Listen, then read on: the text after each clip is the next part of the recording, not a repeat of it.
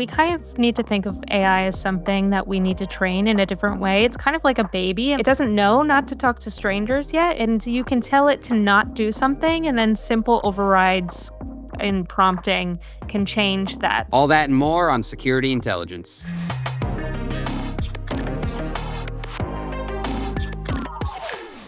Hello and welcome to Security Intelligence, IBM's weekly cybersecurity podcast, where our expert panelists turn the biggest industry news stories into practical takeaways you can use. I'm your host, Matt Kaczynski. We're recording on Teams today, so you might notice some things look and sound a little bit different. Our other podcast platform tried to stop us, but nothing will stop us. Here today with me, we've got Sridhar Muppidi, IBM Fellow, CTO, IBM Security, Claire Nuñez, Creative Director, X-Force Cyber Range, and Dave Bales, North American Lead Managing Consultant, X-Force Cyber Range. And here's what we're talking about today. Does AI put legacy infrastructure at risk?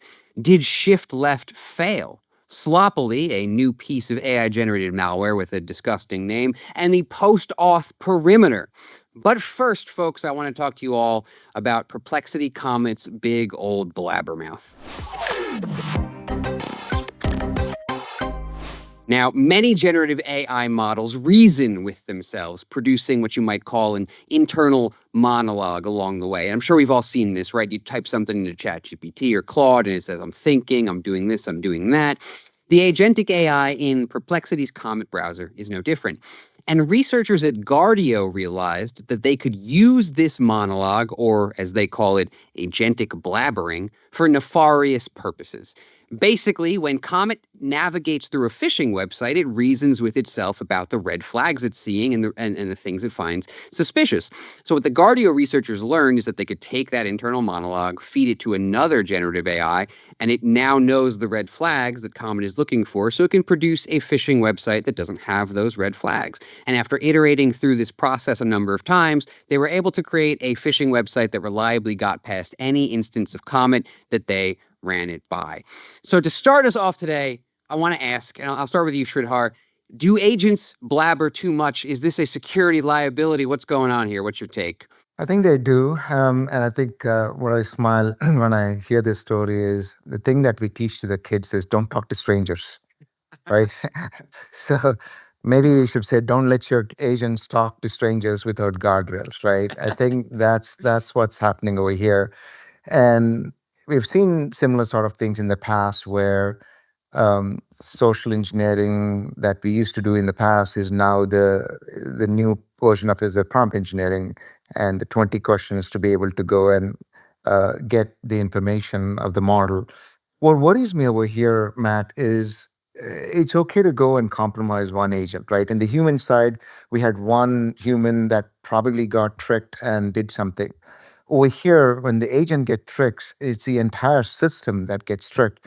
And all of a sudden, what is not norm becomes norm, and that puts a lot of risk at hand. Absolutely. Yeah, it's like you said, it's different from your, with a social engineering attack on a human, one person might fall for it, two people might fall for it. Not everybody's going to fall for it. Yeah. But like you said here, once you've got something that works on one Comet, it works on all of them. And so anybody using that browser can now be kind of targeted by this. And this actually reminds me of another aspect of Guardio's research, right? They were talking about what they call a target shift from human users to AI agents, right? And their argument is we're going to see a lot more of these social engineering attacks make this target shift. Claire, I wanted to ask you about your thoughts on this matter, in terms of a target shift from human users to AI agents. Do you think that's going to affect how we deal with security going forward? Any thoughts there? It's really interesting because we're using AI against AI, and we kind of need to think of AI as something that we need to train in a different way. It's kind of like a baby, and like Sridhar mentioned, it doesn't know not to talk to strangers yet. It doesn't really know, and you can tell it to not do something, and then simple overrides in prompting can change that. So it's a little hard because at least with a human, you have that like innate skepticism in a way, and you can train that more, but there's ways to kind of go around in the back end and kind of get AI to do it differently. So I think we're in an interesting time right now, especially with things like Maltbook, where we see the AI agents kind of interacting with each other in a social media kind of way. So I think it's a little bit interesting, and training AI to be a little bit more secure is something that there needs to be more effort put into, and It's tricky though, right? Like you pointed out, Claire, it's like you can tell it to not do something, but with the right prompt, it might still do that thing anyway. Like there's no like you right. can't make it. It's not deterministic. It's probabilistic, right? And it reminds me of something Sridhar has said a few times on the show that like an AI agent is kind of like a teenager with a credit card, right? You can give it access to something and you can expect it to behave properly, but you're not going to be really surprised if you see it using that credit card for some things it probably shouldn't. Dave, I want to bring you in here. What are your thoughts on using the AI's reasoning against it, basically, and turning what is like a helpful thing in some circumstances into a weapon, basically? What's your thoughts here? Start removing the guardrails from AI using reasoning like this, it's going to lend itself to a lot of potential damage. We're seeing AI train AI, which is also going to, eventually cause a problem. So anytime that we can focus on preventing AI from going outside its scope is going to be a better time for us. Absolutely. I want to ask you too about how they accomplished this attack, right? Because in order to get to Comet's reasoning, Guardio had to sort of insert themselves between the browser and the agent on the back end. And so they created what they call an agentic sniffer, right? And they used Burp Suite to do this. And basically they routed the browser's HTTPS traffic through Burp, which allowed them to listen in on the agent's reasoning. Sridhar, what do you think about this sniffer, this use of Burp Suite in this way? Does this reveal a bigger flaw in how we do agentic browsing in general? What's your take here? This goes back to very similar to somebody looking at HTTPS and breaking the data, right? That's what it is. So on one side, I see the need for observability. I see the need for observability because when you see the anomalies, then you can go do something about it. The other side, I see the fact that you're giving up the privacy of that and you're breaking the quote unquote the steel pipe, right? So I think we need to think not just one silver bullet, in my opinion, but it's a combination of things, right? So we got to treat AI agents like we talked about teenagers 5 minutes ago, but like even like a superpowered intern, give them guardrails, limit what they can do, right? Limit what they can touch and log everything, like not just the one thing. Minimize the data of what the agents can see or not see. Avoid connecting them to all the crown jewels of the backend systems, because you're not going to let an intern do that anyway, right? The other thing that comes to my mind is we got to treat these things like prompt injection and manipulation as normal conditions, right? Assume breach, not edge cases, right? And then design for containment, design for some level of tool permissions, allow denied delist or human in the loop for higher level actions, right? So that's what's going through my mind in terms of we as software developers, how do I provide clear isolation boundaries, right? Strong default policies that not everything, but opt out, opt in, transparent logging, and the best way you can do that, I think that's what I think we can do. We have some chance to mitigation or addressing these types of risks, right? Absolutely. Yeah. And I like that you bring up the idea of assuming breach, right? Because that's a basic like zero trust tenet. And it brings us into the conversation then, which is something we've talked about before on the show, how we can approach AI agent security through that identity and access management lens in a lot of ways, right? And Dave, I want to throw to you, do you think that's an approach we can start taking here? Like, is identity security the way we start getting to agentic security? Is it part of the way? What's your thought there? It's about halfway there. I don't think it's going to get us all the way there because you're going to run into the ID theft question again. So I don't think that there's anything that we can do currently that's going to get us all the way there. I think we've got too many holes, and AI still being relatively new like it is, we don't have a big holistic picture of what's going on behind the scenes. It's going to keep us safe. I think simply speaking, right? Maybe not just identity, but I think going back to the zero trust principles. Assume or rather, trust nobody, verify always, right? So that's the identity aspect of it. But least privilege access, right? Allow them to only see what they should see and nothing more or nothing less. And the last one is assume breach. So monitor always. So there's some way of constant monitoring. A combination of that could work. So. Now, that makes perfect sense to me. Claire, to round us out for this segment, I wanted to ask you about this challenge that I feel like we keep coming up against, which is like balancing the human and the agent, right? And we talk a lot about keeping a human in the loop, but at what point does like, keeping a human in the loop take away all the advantages of an agent anyway? I don't know. Do you have any thoughts on like how we can start to approach that balance? I know it's a tough question, but we'll just throw it to you. Any thoughts there? Yeah, it is a tough question. I think it does help that to have a human in the loop to kind of validate things. I think it's also important, as Sridhar and Dave mentioned, that you do need to kind of treat these agents as identities, and you have to make sure you know what they have access to. It's the same thing with a human. Like, do you want an admin to be an admin to every single tool that you have? Do they just need specific parameters on their accounts? So I think it's really thinking about where you put AI as well. You don't need to put AI in everything immediately. You need to really think about your use cases and think about where it belongs, what it needs access to. Um, it's important to remember it can solve a lot of problems, but it can also cause a lot of problems if it has the incorrect access. So I think if organizations kind of slow down, which I think I mentioned in a past episode, like in terms of actually implementing your AI, making sure it has the correct guardrails, that has the correct access, that you know how to monitor it. I think that helps. I think at some point it'll be better that, and you won't need a human in the loop at every single point in time. But right now, I think we just kind of have to work with what we have and remember that over time it will get better. And there will be better guardrails in the future. This reminds me, right? Like, when we look at the identity and access management systems today, we just tend to rubber stamp. Like when you have approvals for certification, it's a really, really high percentage of approvals that go through in every organization, right? More than 99%. Um, and that's what I worry about, making human in the loop for every agent action, like you said, right? But maybe there's a risk-based approach to say, how do I deal with high-risk action or access to critical data or system access or command shell or whatever that may be that we determine as high risk, right?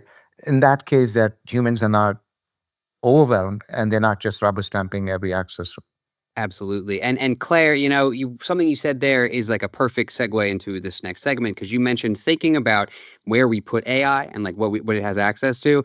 And in our next story, we're going to talk about using AI to surface some vulnerabilities in some very old code. So let's move on to our second story here.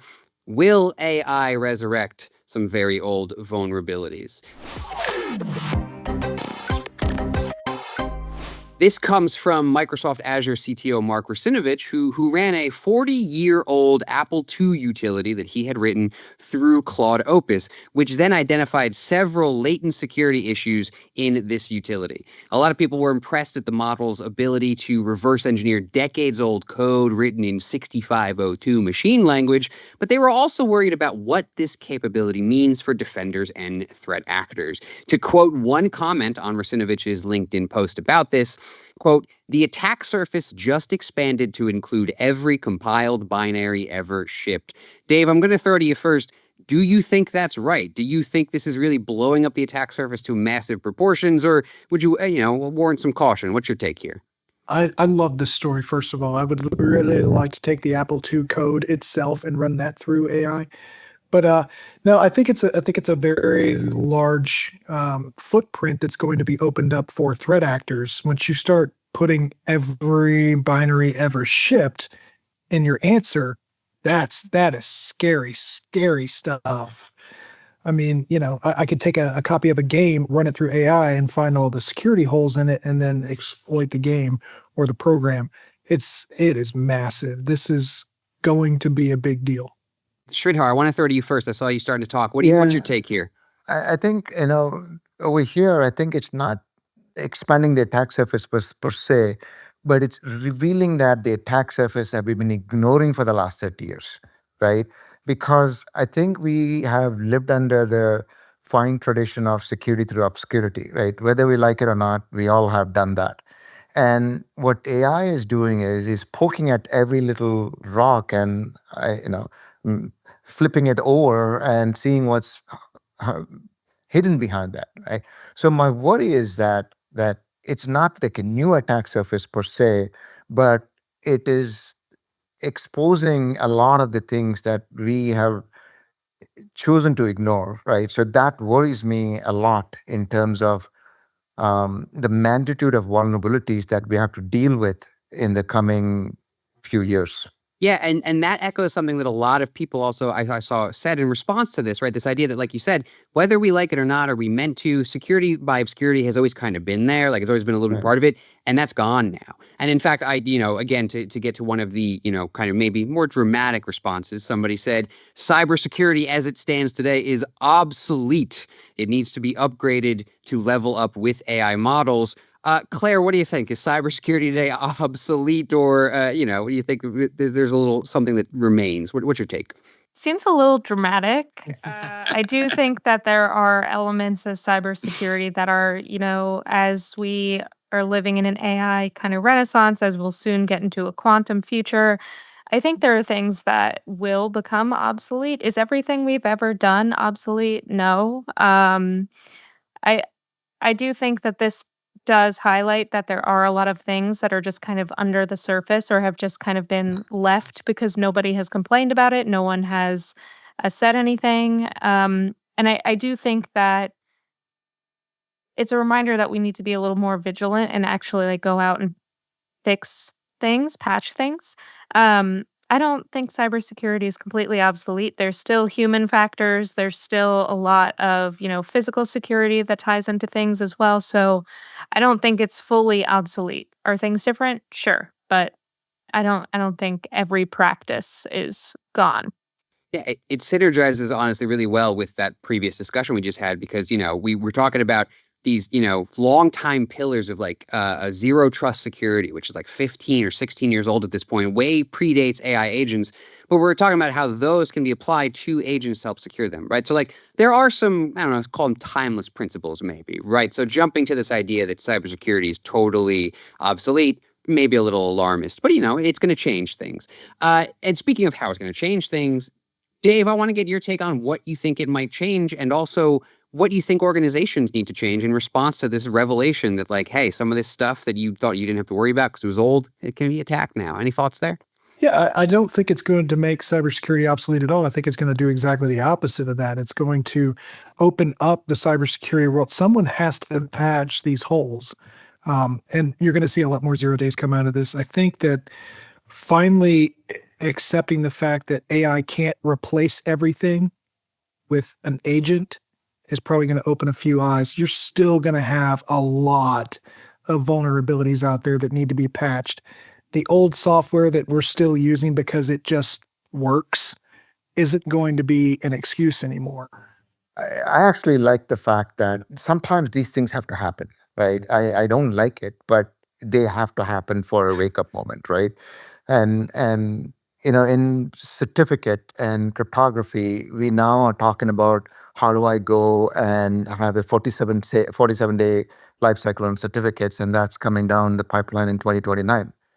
You can't manually do that. You have to automate it. Same thing with vulnerabilities. You can't think about doing it manually these days. You have to automate it, right? When you think about priority, not every vulnerability that AI is going to find is something that needs to fix tomorrow.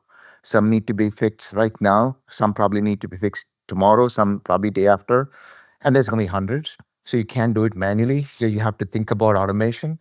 So these are some of the good hygiene that we will inherit. Things like prioritization, things like automation, things like process and governance around just don't take an AI based vulnerability and go do something, but ask them, how do you exploit it? And AI is not there completely in terms of maturity for exploitation, right? So we have a window of time.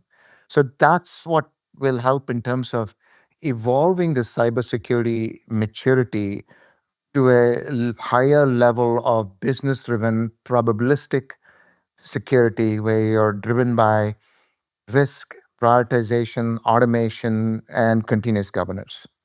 Yeah, that makes a lot of sense to me, and it reminds me of the conversation that we had last week, especially when Dustin Haywood was reporting back from Unprompted, talking about how like we still have time. Like the window might be closing, but like we're at the middle of this right now. We have time, and if we respond now instead of waiting and getting caught flat-footed, we can maybe keep up a little bit better.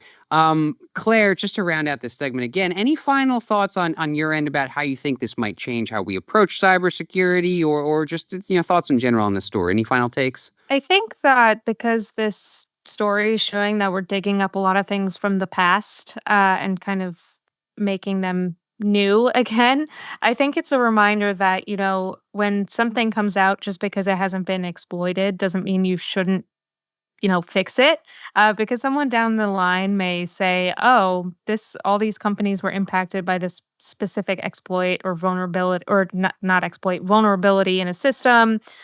Nobody really took advantage of it. I have time. Let me try."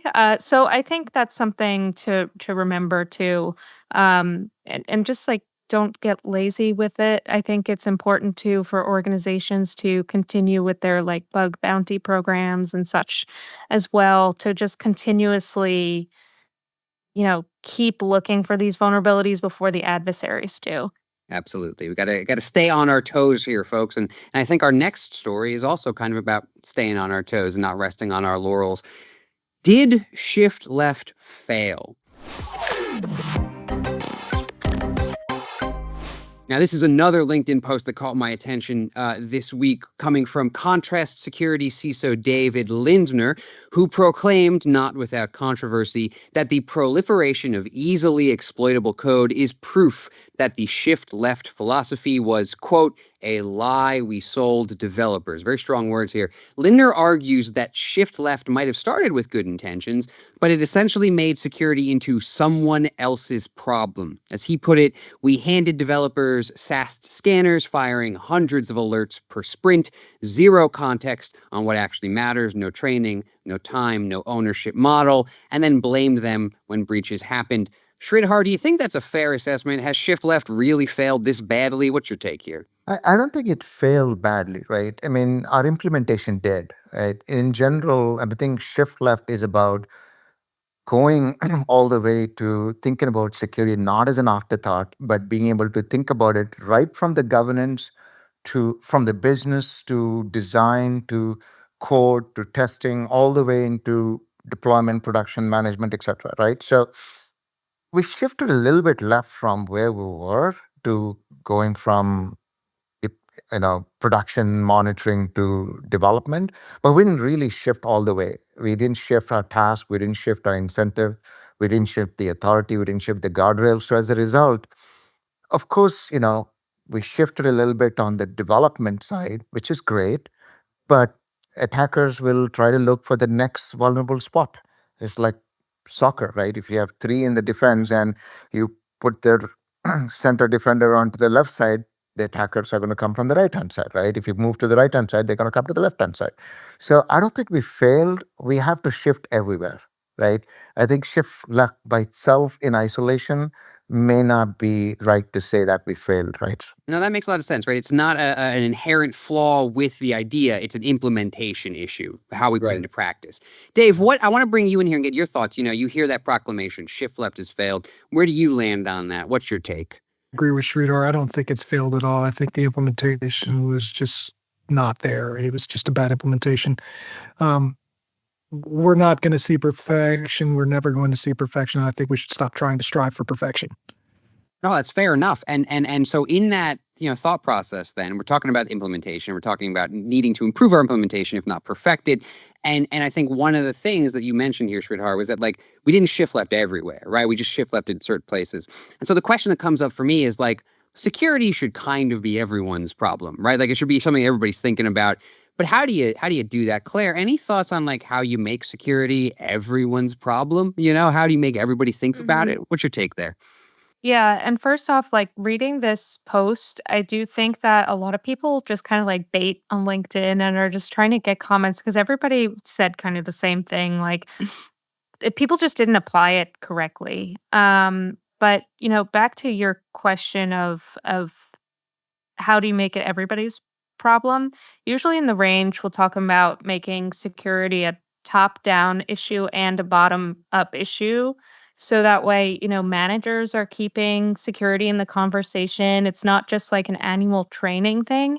I think a lot of executives these days do care a lot about cyber because they know how much it will cost their organization.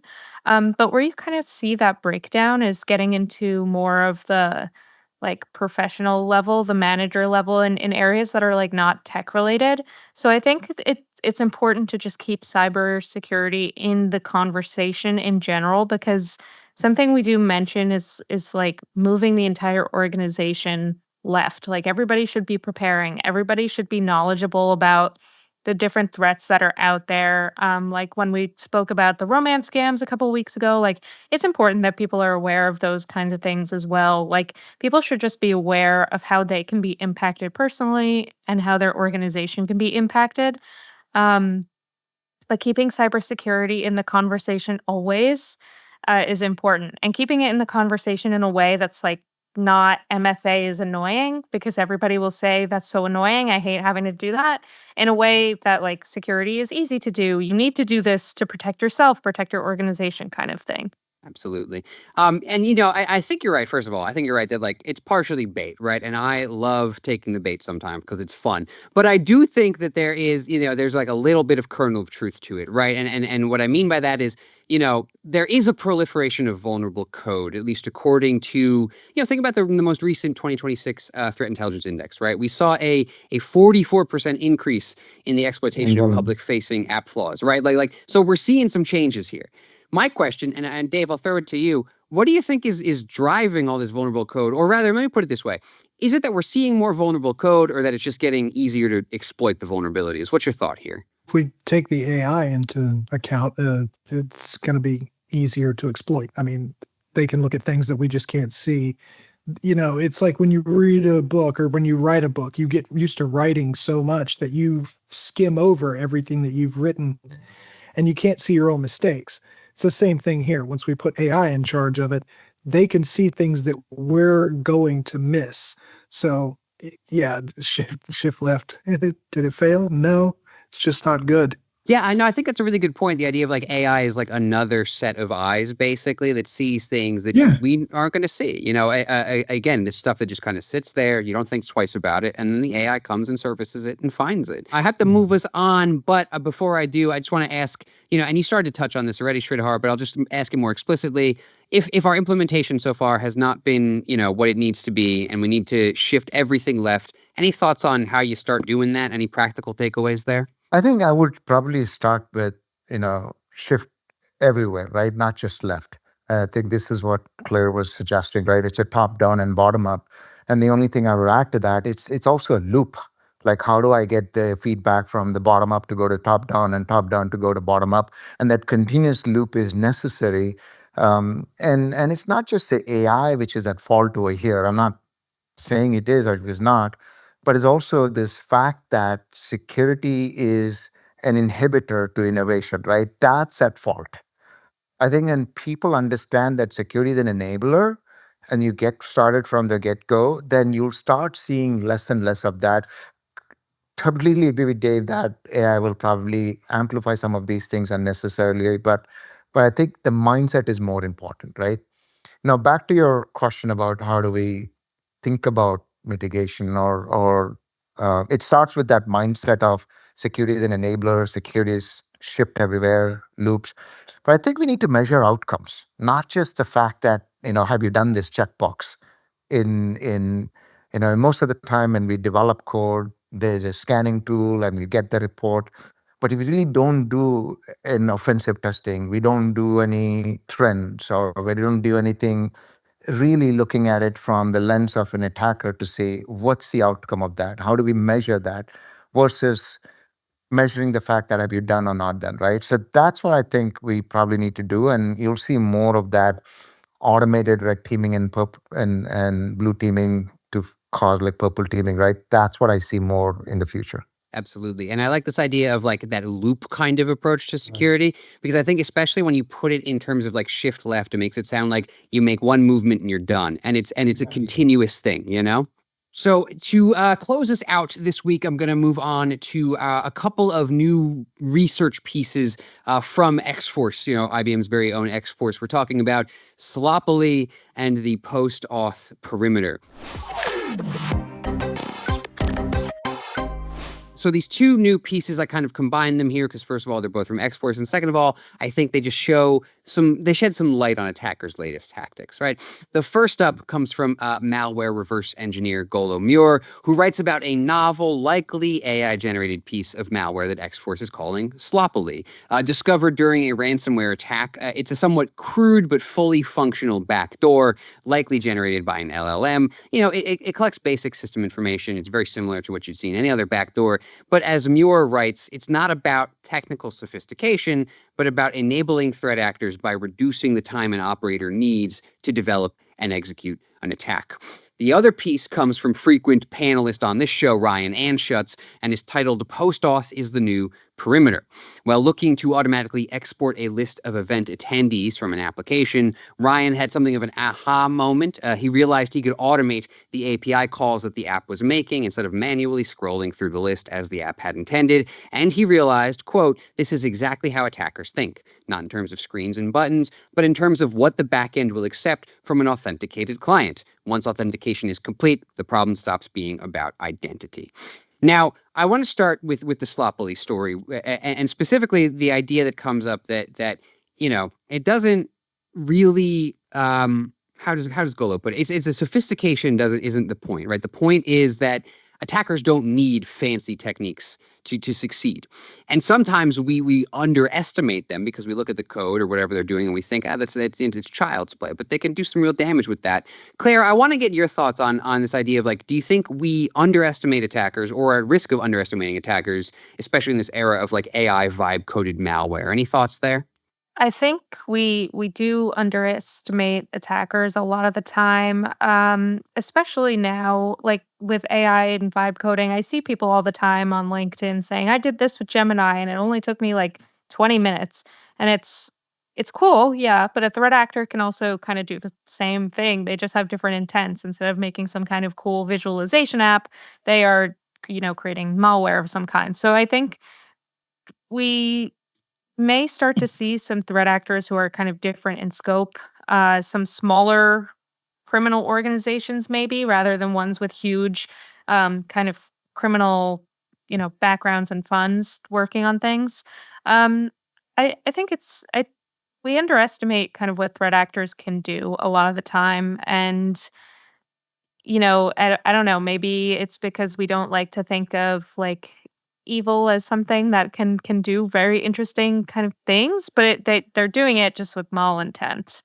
Dave, I want to ask you about another issue that Golo Muir raises here, which is that the use of LLMs to generate code could lead to this rise of what he calls ephemeral malware, right? Like single use stuff. It's deployed one time and then you don't see it again.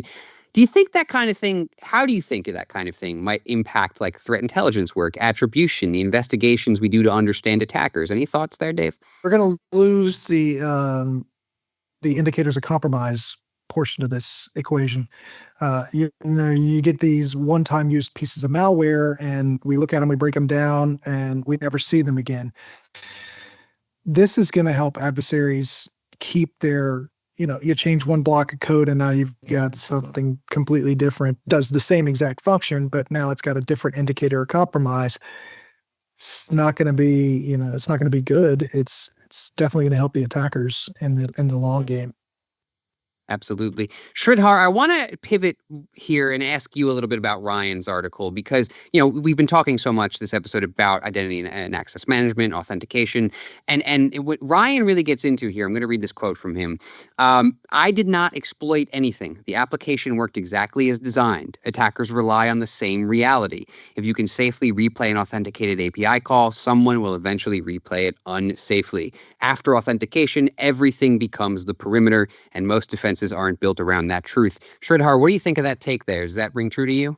Yeah, and it does. I think we've been talking about risk-based authentication, risk-based access, right? Never go and trust, just the fact that somebody's unauthenticated, even if it's MFA, right? You have to go and figure out how to do, to Dave's point, go beyond indicators of compromise to indicators of behavior. And we have been doing that for humans, right? Like, in terms of being able to look at who you are, where you're coming from, is this normal or abnormal? And based on that, you need to up your level of authentication or not. So I think we need to stop looking at things more staticky, right? If that's a word, where we think that, okay, we have to assume that there's going to be a breach. We talked about it at the very first part of this segment. We have to assume there's going to be breach. So the attackers are going to come in one way or the other, whether it's human or some other way. But then where we have opportunity is to not allow everything to be authenticated, to have carte blanche access to everything else. Instead, we need to treat that as, okay, this is a known signature of malware, even if it's ephemeral, but it may be behaving different today. As it's moving laterally, don't rely on just static secrets, but dynamic secrets that are rotated, or use things like OAuth, which are scoped exactly for what they do, for what and when, so that you're limiting the ability for automated systems to traverse laterally, right? So I think going back to his comment, unfortunately, a lot of organizations are still stuck in authentication and MFA and static-based security. We need to evolve that to dynamic security, probabilistic security, risk-based security, whatever your choice of words are. We are relying on behavior versus the static name value pairs. Absolutely. I think that is a fabulous place to close out this episode. I wish we had more time. I want to thank our panelists, Dave and Claire and Sridhar. Thank you to the viewers and the listeners. Subscribe to Security Intelligence wherever podcasts are found. Stay safe out there. And for now, tell your agents to keep their monologues to themselves.